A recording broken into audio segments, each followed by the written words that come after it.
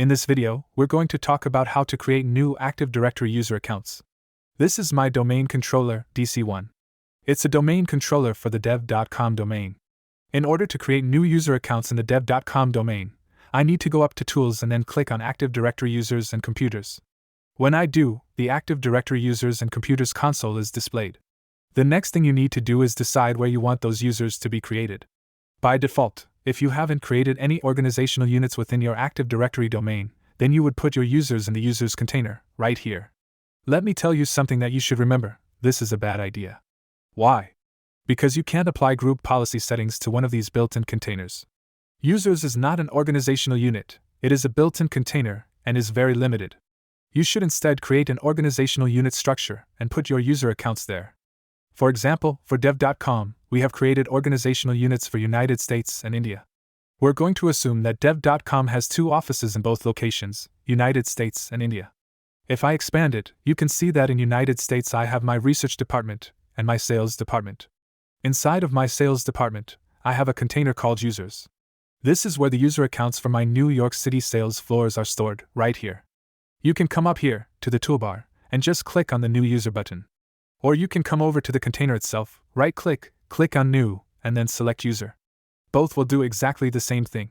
So, in this scenario, let's suppose we're hiring a new user named Bob Marshall.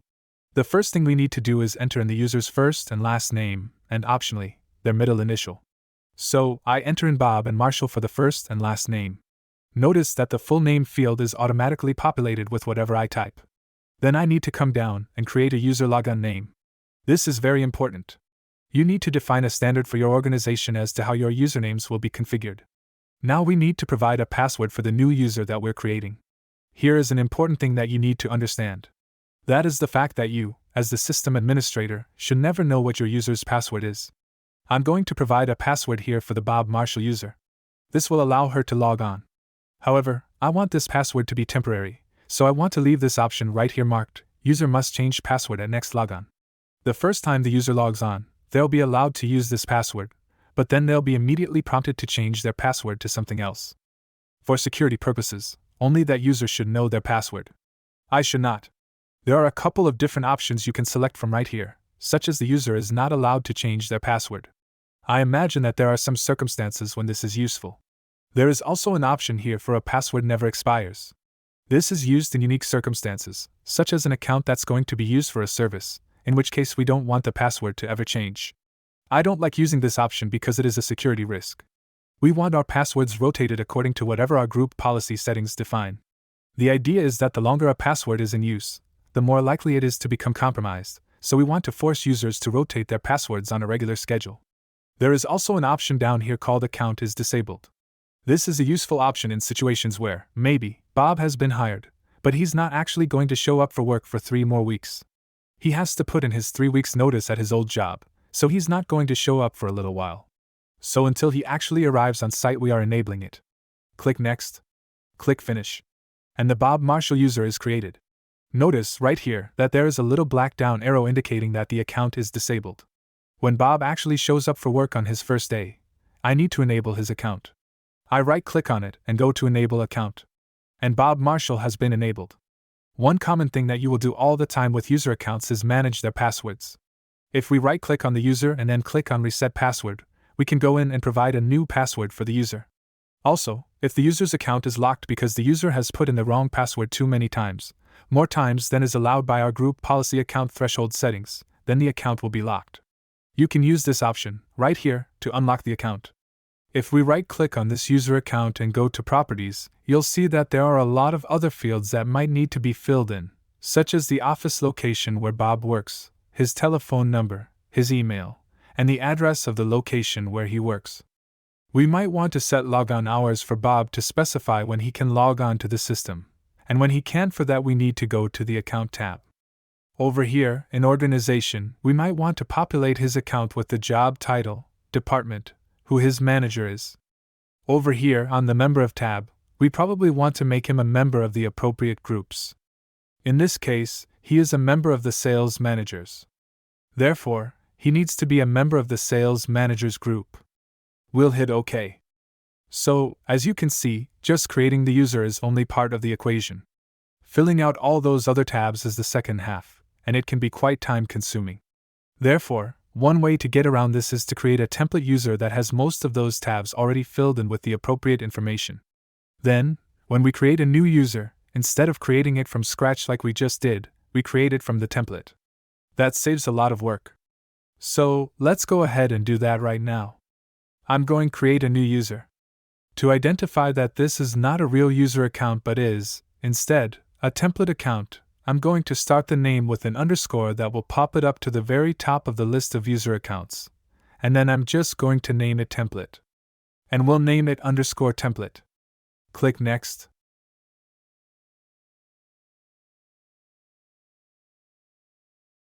Let's give it a password. I'm going to select the option where it says user must change the password in next logon and... Wait, I think I have entered the password wrong. Let's try adding. No, let me retype it.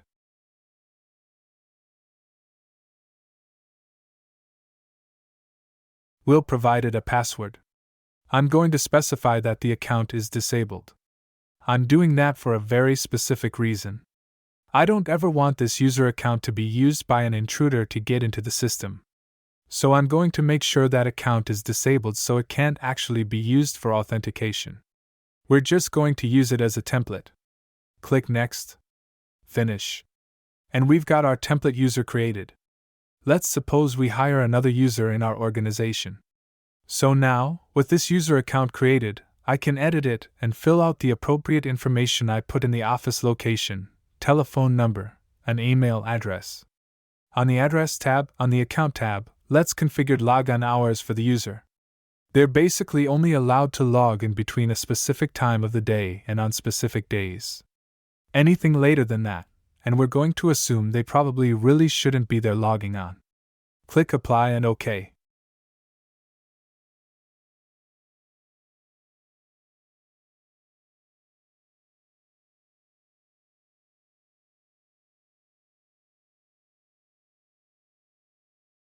Let's suppose we're creating a user account for a new user named test user. The user logon name, the UPN, will be test user. We'll click Next. We'll provide test user with a password. This will be a temporary password. We're going to force the user to change the password at the first logon. Notice down here that this option is enabled where it wasn't enabled when we created a new user. Why? Because it's enabled in the template object too. That's not what we want to do with the new user. Let's assume that this user is going to be starting work later on today, so I want the account there and available and ready for them, so I want it to be enabled. Click Next. Finish. And I've created my new user. At first, you might think, wow, that wasn't any different than just creating a new user from scratch. Actually, it was. Watch what happens if I right-click on the user and go to Properties. You'll notice that some information has been removed from the template, login hours. Notice that the login hours I set up for the template user were copied over to the new test user I just created.